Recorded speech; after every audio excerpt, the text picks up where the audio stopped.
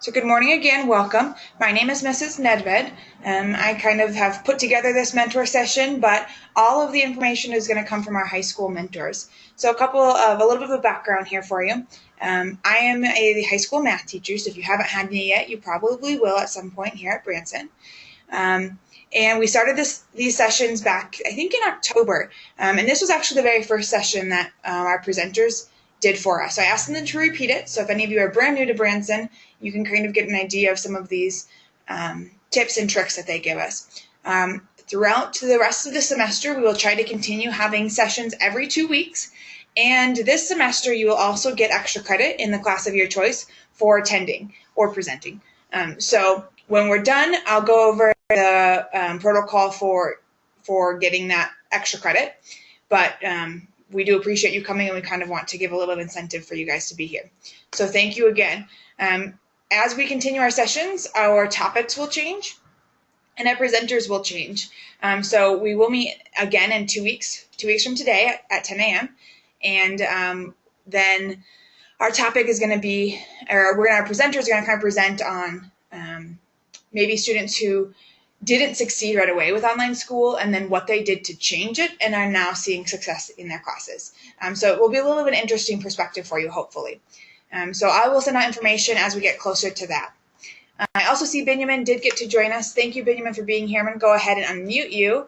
And if Casey and Benjamin, if you each would like to introduce yourself, again, let me know how long, or let them know how long you've been at Branson and online schools, and then you can take over with the presentation. Thanks again.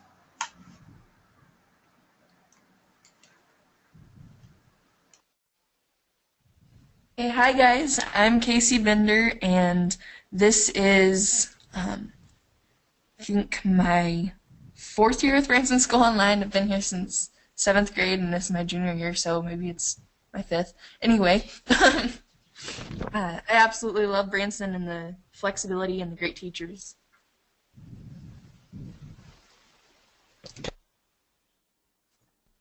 And I'm Benjamin Salzano. I've been at Branson since last year. Last year was my first year here.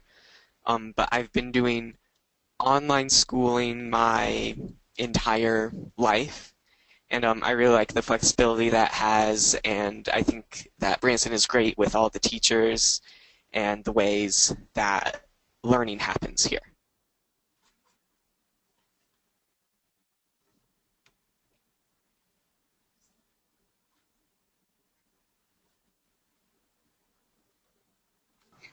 Great, go ahead and get started with your presentation, please.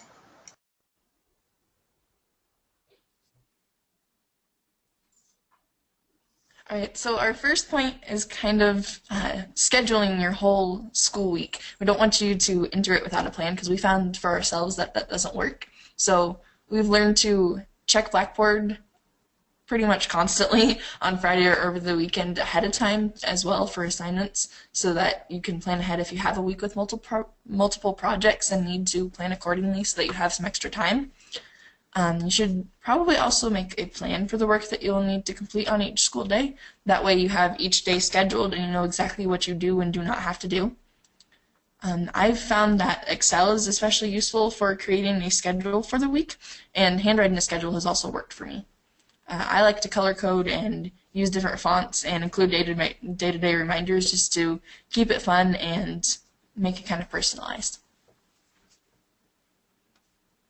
And Excel and like Google Sheets are really helpful because they can be updated as you're working, and you don't necessarily have to make a new plan every day. So if things change, like you have a sudden dentist appointment that you forgot about, you can adjust your schedule automatically, and that's really helpful, especially in an online system.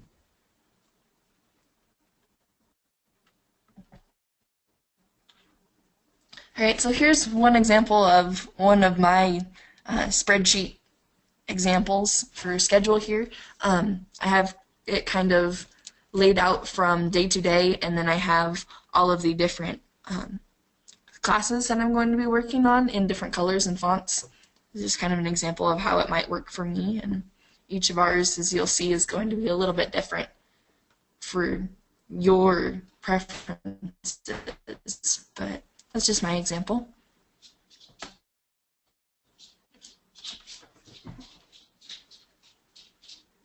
So whether for schoolwork that's due a certain day, or a form for a class or a program that needs to be turned in by a certain date, or appointments or errands outside of school, like Benjamin mentioned the dentist appointment that you might forget about and then suddenly realize that you have, making yourself reminders will save you a lot of grief and help you to get everything done on time. So some ways to do this are to make yourself some paper reminders, kind of like the sticky notes in the corner there, or to set yourself an alarm on your phone or a calendar event, or to even just write or type these reminders onto your school schedule. I tend to do that a lot.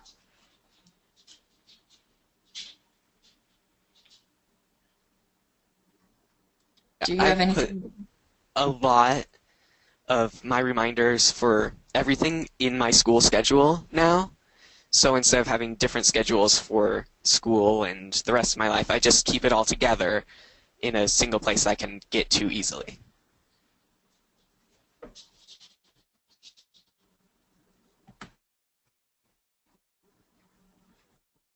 Do you want to take this one, Benjamin?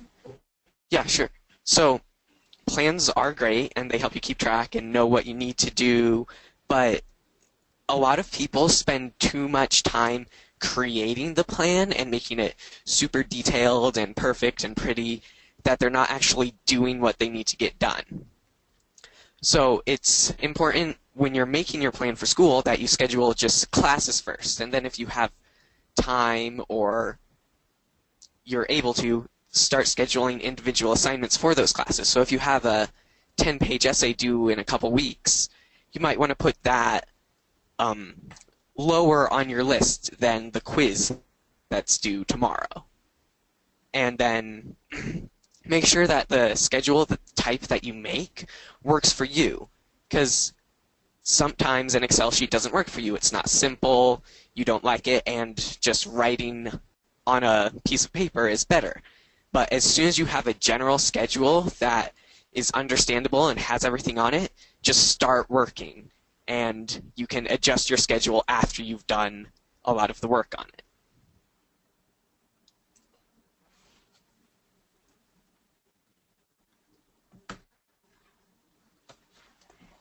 Okay, so another one of our great tips is to take notes on pretty much everything. So whether you love taking notes or hate the fact that you might have to do it, you're probably going to need the information in most lessons, especially video lessons like Compass, later on when you're completing your assignments. So it's a pretty helpful deal, even though you might not like it. So handwriting in subject-specific notebooks is a great tool. I like to do that a lot, but I know some kids don't. So if you don't want to write any more than you have to, Word and PowerPoint are great for typing notes and saving screenshots. I like to use the snipping tool like it shows on the right-hand side here, and we can just snip it and then save it all into the same document. So notes are especially important for the subjects that you may struggle with or need clarification in order to understand them fully. Like I've taken a lot of notes in my math classes so that I can make sure that I understand all the information.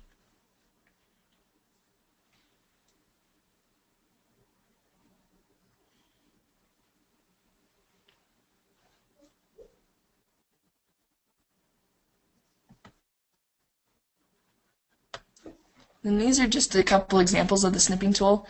Here on the left-hand side, you'll see that when you bring up snipping tool, there are some options on the bar, and you can choose to always copy snips to the clipboard. That way when you snip it, it's already copied and you can just paste it into Word without having to click on the little copy button. Like here in the middle, you can see that there is a copy button in between the save, and then you can possibly email these snips. And there's a lot of different things that you can do with this, and it's just a really helpful tool.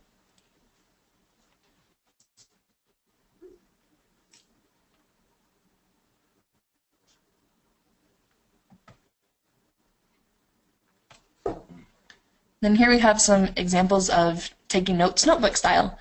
This is one of my examples from a pre-calculus lesson where I took notes on both the problems and on the actual properties of the functions, just so that I can get all of the information in one place, and it's easier for me to write things down and be able to see them.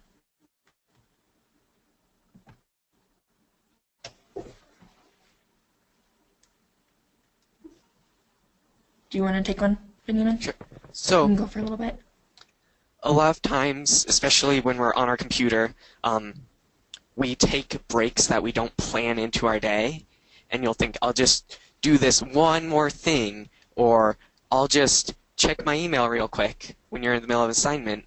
And these are really difficult to deal with because you have all these distractions around you that you enjoy probably more than school and want to take away your time. But if you plan breaks, like 5 minutes to be on your phone and then you're going to lock it and put it in a different room, then that'll help you get your work done and motivate you to maybe even do better, faster work, especially if you set a planned break after a specific assignment rather than a certain amount of time. Then you can enjoy your planned breaks more and also get better work done in a shorter amount of time than if you kept taking unplanned breaks over and over in between.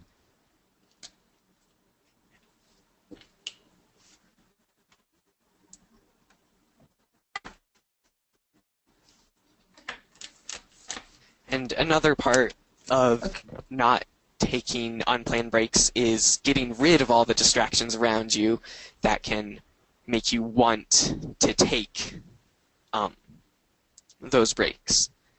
So to keep yourself focused, something that helps can be listening to music. Just make sure it's the right type of music that you don't want to pay more attention to than your schoolwork, or just disappear from a place that has distractions like your pets or your family or just the TV that's on. Just find a place that doesn't have the distractions and stay focused on your schoolwork.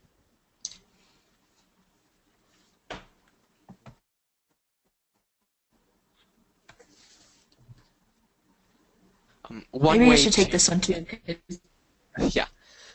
One way to get rid of background distractions that are always with you, especially when you're on the computer, is choosing the right type of music. Because if you have a favorite playlist that you love every song on, or just random music videos that you're clicking through on YouTube, or music that gets you hyped up or makes you want to dance or do something with the music, it's not really going to help you focus on your school. But if you have a radio station on or classical music, those can really help you focus on your school and not on the music. And something that I like to do a lot is have like relaxation loops or meditation type music on when I do school, and that helps me focus on my schoolwork. And another tool that you can use to get rid of distractions is a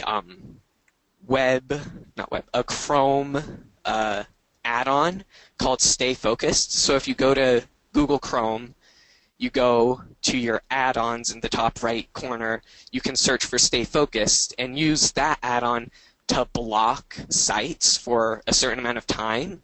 So if you find yourself getting distracted by Facebook a lot, you can block Facebook for the next hour to force yourself from getting distracted.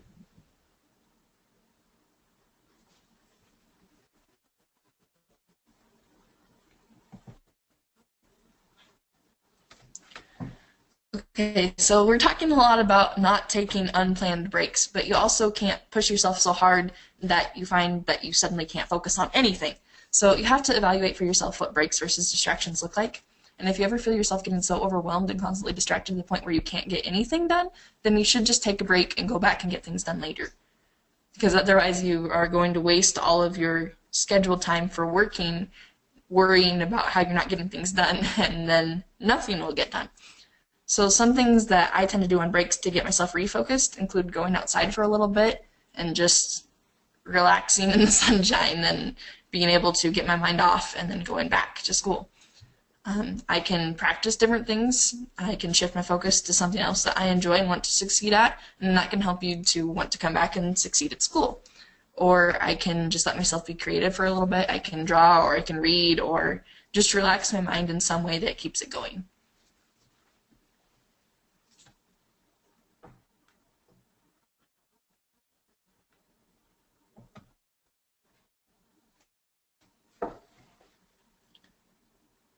Then we've found too that where you sit and how you sit while doing your schoolwork kind of affects how you end up doing that. Um, Everyone is different and everyone has a different place that they like to work and a different place that might distract them or not distract them. So me, I kind of travel all over the house, but for the most part, I am at my kitchen table every morning because that's where I work best. That's where I stay focused. It can either be a tool to help you stay focused or it can be a distraction. You probably shouldn't move too much if you want to stay focused. So I tend to work best when I'm just in a posture, I guess, of success. So it makes me feel ready to work. Just sitting at the kitchen table where I have everything in front of me laid out and I am sitting straight up and I don't allow myself to, I guess, slack off. And I think a lot of people think that because it's an online school, you can be a little more, like, I guess, lazy with your work, like doing school in your bed and in pajamas and just slouching and relaxing. But I find for myself that I have to, like, get up, go to a clean space like my kitchen table, have, like, quote-unquote regular school type clothes on, and that helps me get in a cleaner mindset for doing work. Because right now, school is our job, our number one job, and being in a place where you can succeed at your job and you're focused on work really helps you succeed. And I agree with the dressing thing too. I always have to get dressed and get ready like I would be going anywhere else on any given day, and that helps me to definitely stay focused and get in the mindset that I actually am ready to work.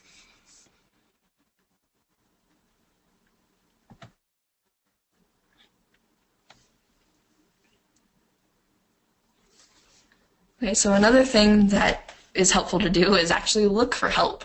It may be cliche, but you can't be afraid to ask questions. I've been there, and it doesn't help you in the long run. If you think that you can just power through something and not have to stop and ask questions, then sometimes you might miss important parts of an assignment, or you might completely miss what your teacher's point was, or you might get lost in the middle of things and you might not even realize that you need that help until afterwards. So if you come up with any question at all or you aren't clear on anything, just ask your teachers or even ask your family sometimes for help with school concepts. Just anyone that you can reach out to. It's always a lot easier to just ask for help when you need it than to find out later that you should have. And I've had a lot of experience in online school where the teachers aren't right there next to you to help you.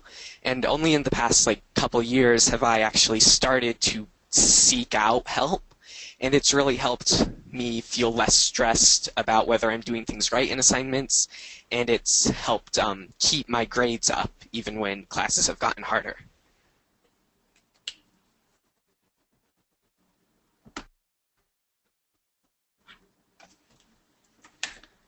Okay, so like everything else, hard work really does pay off, and if you want to succeed, you have to be willing to find a way and use all the tools that are available to you. So you want to stay on track when working on assignments. We talked a lot about that, and don't just let late assignments go.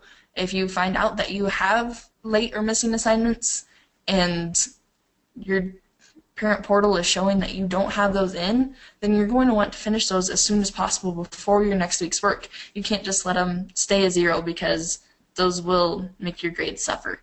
And better yet, try not to allow yourself to have these missing assignments at all. If you possibly can, do your best to get absolutely everything done that you need to for that week. And that also plays into making your schedule and making sure that you stay on track.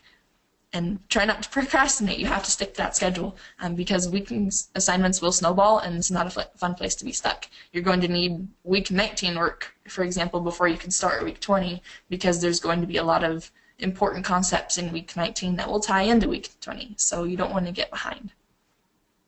And if you're working hard and you're on top of your schoolwork, don't just be on time with everything. If you're done with the week, like Wednesday night or early Thursday morning, don't just stop doing school.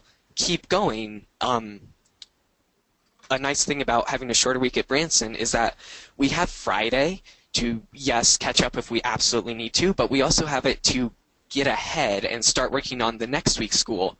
figure out assignments that you think might take a long time and start working on those, or check out the concepts so that you're better prepared for the next week.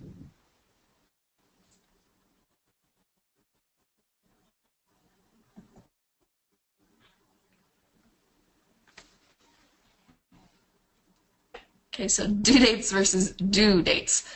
Just because you have until Thursday or later to turn in something, it doesn't mean that you can wait until then to start the hard work. Don't procrastinate till right before the deadline. That won't help you. It's better to make the school play catch up than to do so yourself. So turn in your assignments early, like Benjamin said, and that will help you in the long run. And even if teachers are behind on grading your stuff, that is a way better place to be than you being behind on getting things in, because you will then end up with those late and missing assignments, and that will affect your grade.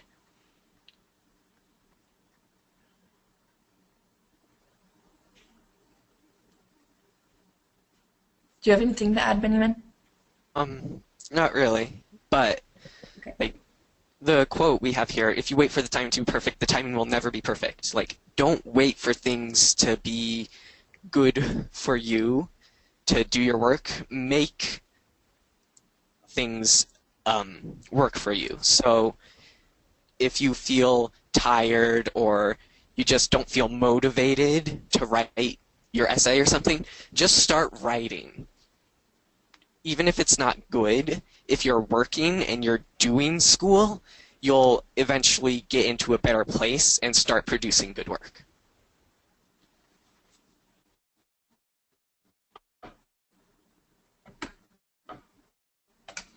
Okay, don't burn yourself out. Again, going back to giving yourself time for relaxation. Between schoolwork and sports and jobs and family duties and everything else that can be packed into our lives, we can put ourselves into a place where we have no room for actually enjoying the activities that we love throughout the week. So make sure that you schedule things in such a way that you have time to spend with others that matter to you, and incorporate your favorite activities into your breaks as well, so that you can get a little bit of rest and relaxation in, or get a little bit of work on something else done. And don't burn yourself out on schoolwork, and make time for fun and stay energized and motivated so that you can get everything that you want to get done.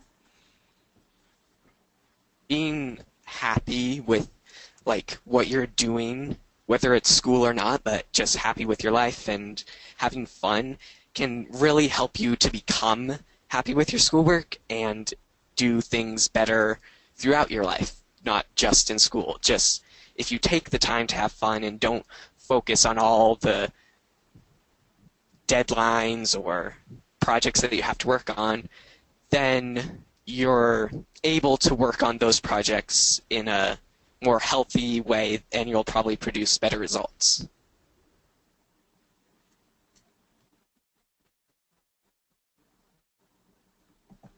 All right, that's the end of our presentation. Does anybody have any questions? Any questions, if you want to, you can raise your hand in the GoToWebinar and I'll unmute you, or you are welcome to just type them in the questions box, and I will then pass them along to our presenters. So, all right, Sarah, I'll go ahead and unmute you. Go ahead. Hi, I thought this were all great. I just have one. Do you guys find that a block schedule works better for retaining information, or just like working day to day in each class?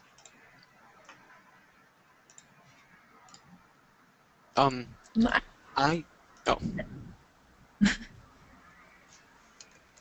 Go ahead. Okay, thanks. I do a combination of block schedule and working in every class every day. In weeks where I don't have a lot of assignments in a certain class, I'll try to get that entire class's work done on the first day and then move on to my other classes. But I try to do at least something in every class every day, whether it's just looking at a Compass lesson or writing a few sentences for an essay that I'm working on. I try to do something in every class every day so that I'm making progress pretty consistently. And I'm kind of the same way with a modified block schedule. I just kind of schedule things so that I know if I have a busier day with my personal life or with concurrent classes in one area, then I can cut back on some school and do a little bit of one subject here. Or like Benjamin said, if it's a lighter subject or if I have more time, I can just get fully done with one subject, or I can do a couple of others. I kind of change it up depending on how long how long each assignment is going to take me. So Awesome. I don't do just one on a certain day. Cool. Great question, Sarah. And great answers. Thank you. Any other questions? Again, feel free to raise your hand. I'll unmute you or type into the questions box. I did have one question for you both, and it's literally just left my head. Give me a second and I'll think of it.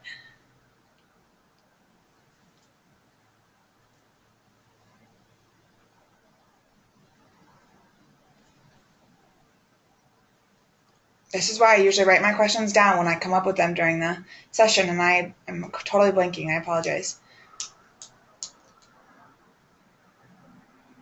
All right, any other questions? Anything you'd like to hear from our presenters?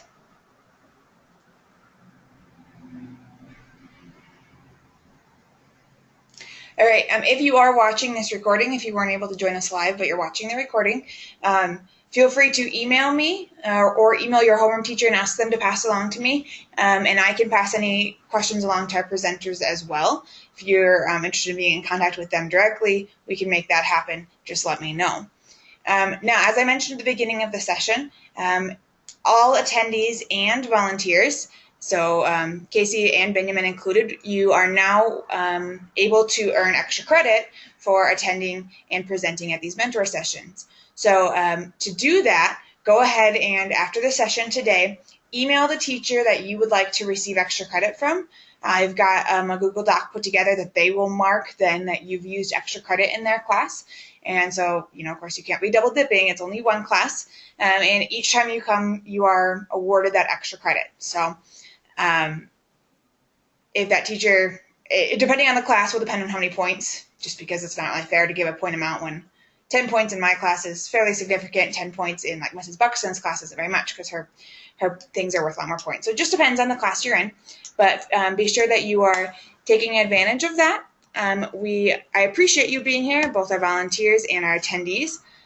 And hopefully we will see you again in 2 weeks. We will have a presentation I've got one volunteer lined up so far and working on another, but the general topic is going to be not succeeding at first or struggling in a class at first and then figuring out what worked for them.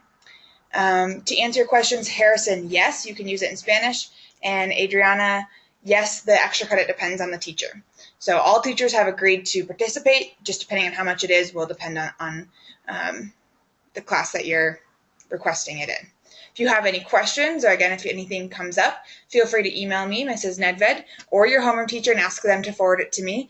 And other than that, you're welcome to take off. Thanks again for being here. Thanks to Casey and Benjamin for presenting. You did a great job, and we'll see you in 2 weeks.